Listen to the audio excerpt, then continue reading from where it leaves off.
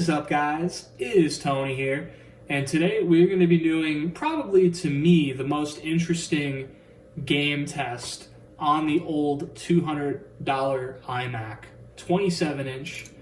Now, back in the day when I kind of fell in love with this computer, I used to walk into the Apple store and load up a game that went by the name of RuneScape on these things.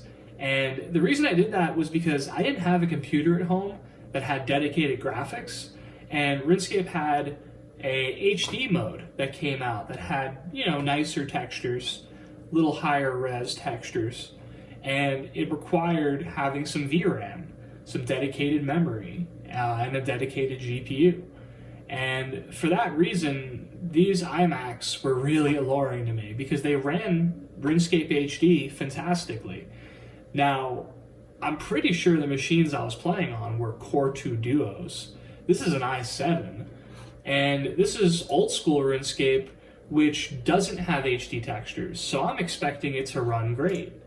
Well, here's what I found out. It runs like crap. Now, why? Why would a game that looks like this run like this on an iMac that can run GTA 5? Well, that all comes down to the fact that this was the first i7 on the market. The first i7s on the market did have similar compromises to the early Xeons that had hyperthreading.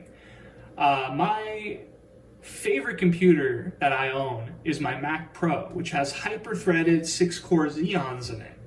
And those 6-core Xeons are impressive for the time, but they're not as impressive in performance as you'd expect.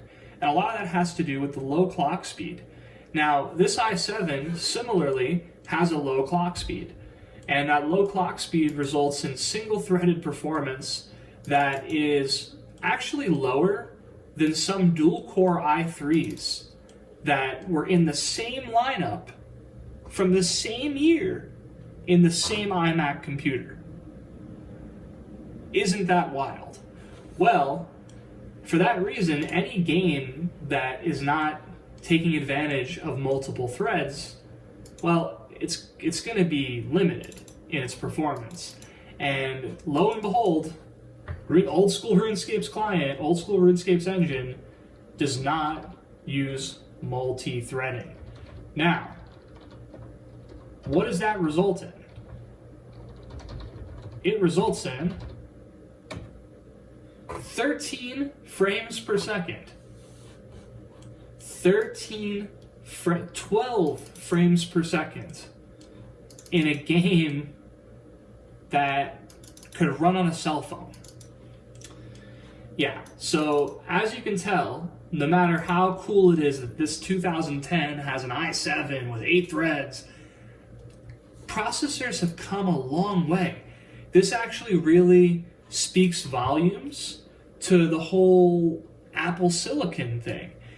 Apple Silicon doesn't even need to have 8 threads, doesn't even need to have 16 cores, 128 cores, whatever they're planning on doing.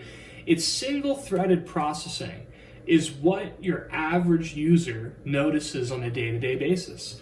And this game is kind of showing that incredibly, because guess what? An M1 can shred this game. An M1 will run this game at 60 FPS pinned, which is the maximum the engine will allow. Whereas, for some reason, an 8-thread i7 cannot. Well, I guess that's just technology for you. Thank you for watching this quick little demo. We're going to have a lot more demos of this iMac running other games, but ultimately what we're planning on doing is upgrading the video memory to 2 to 4 gigabytes. And the idea behind that is that, unlike this game, there's a lot of games that demand graphics performance. And those games that demand mostly graphics performance can run great on the i7. So if you guys want to follow this build and you guys want to see more videos like this, go ahead and subscribe.